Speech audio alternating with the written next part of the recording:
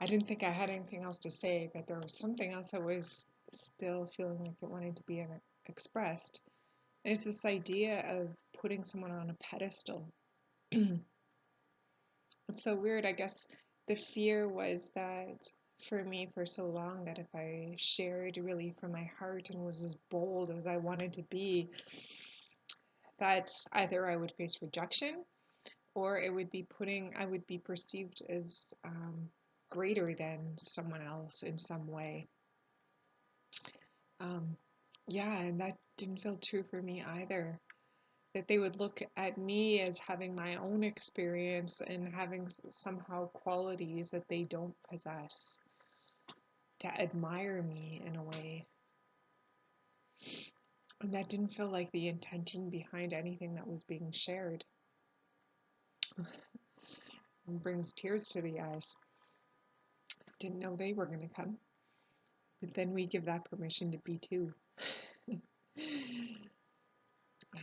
Yeah, it's not about putting someone on a pedestal, believing that they have what you don't have. We each have unique gifts and they're expressed through us in different ways. And it's beautiful when we can see that really we're all unique beings and we express uniquely and have unique desires and um, ways of being and expressing ourselves, and we can see the beauty in it. So it's not about believing that someone has qualities that we don't possess, because that really hasn't been the message that I've been intending to give all along. It's that we all have these qualities within us. We all are inherently free. We all have the ability to act from a place of love and courage and trust and radical self-honesty. It exists within you too. It's not about putting someone above us or admiring someone and then carrying on with our own lives. It's seeing that we too possess those same qualities, that we too are inherently free, that we too have divine gifts and ways of being that are equally as acceptable and wanting to be seen and known. Not seen and known in an egoic sense of believing that we're somehow better than others because we have these gifts. No, we have these gifts that want to be expressed through us in their own unique way, and other people have their own unique gifts that want to be expressed through them in their own unique way. It all becomes beautiful then. It doesn't become this competition, these games that we play with each other, wanting to be admired by others. We see how lacking, how unfulfilling that really is. Sure, we're at the top of our game, but everyone else is feeling jealous of us and resentful of us.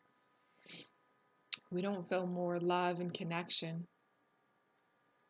Admiration and love are really what I've come to see quite opposite things. Admiration sort of gets in the way, distorts any possibility of love.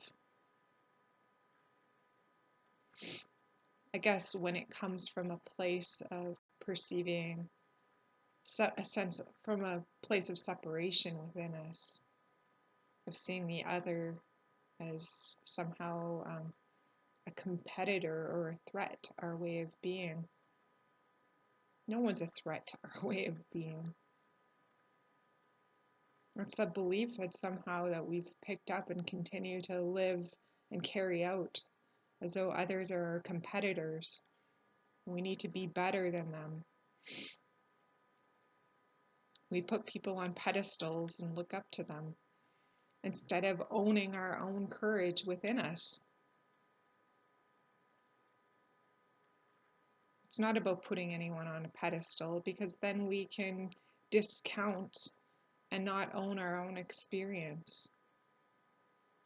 And that's what truly brings us alive,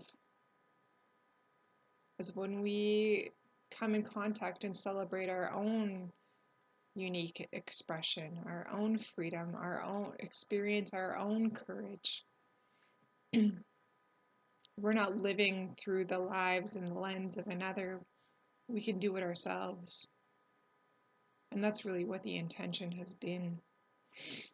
It could be perceived in so many different ways, but that intention is really not to be admired, but to see that these qualities exist within all of us. Even the fearful, neurotic parts exist within all of us. And in some ways, I share those just to depersonalize the human experience.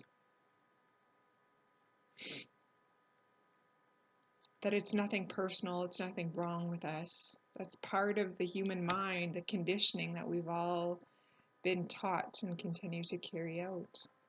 It's not who we are, it doesn't define us, but it is a part of our experience.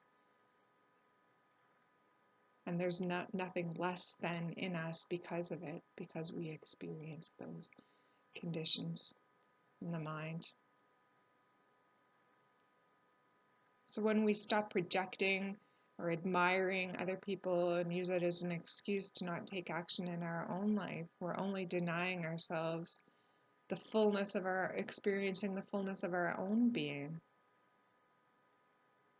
And that's where the joy really blossoms. Is when we can allow ourselves, we give ourselves to ourselves so completely that whatever wants to happen through us is allowed to happen. We just live from a state of trust and surrender. So we have the courage to walk through anything that appears. And no longer do we have to live in comparison and judgment and fear of others, but we can celebrate them in their unique expression, however it shows up. And then we come together, we don't feel divided.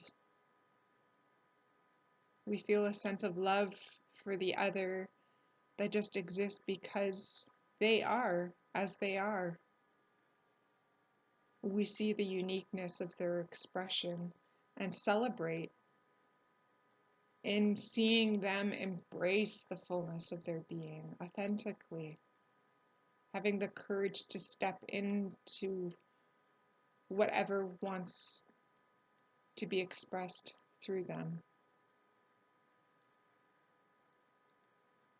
To really take ownership of the gifts that have been given, not in a personal way, but seeing that that is how life wants to express through them, and not getting in the way of it any longer, allowing it. And then it becomes a celebration. No one has to be put on a pedestal, no one's judged as better than or less than, no one's seen as a competitor or a threat. They're seen as beautiful, unique expressions, stepping into their courage and being who they are, how life wants to express as them. Then it all becomes beautiful.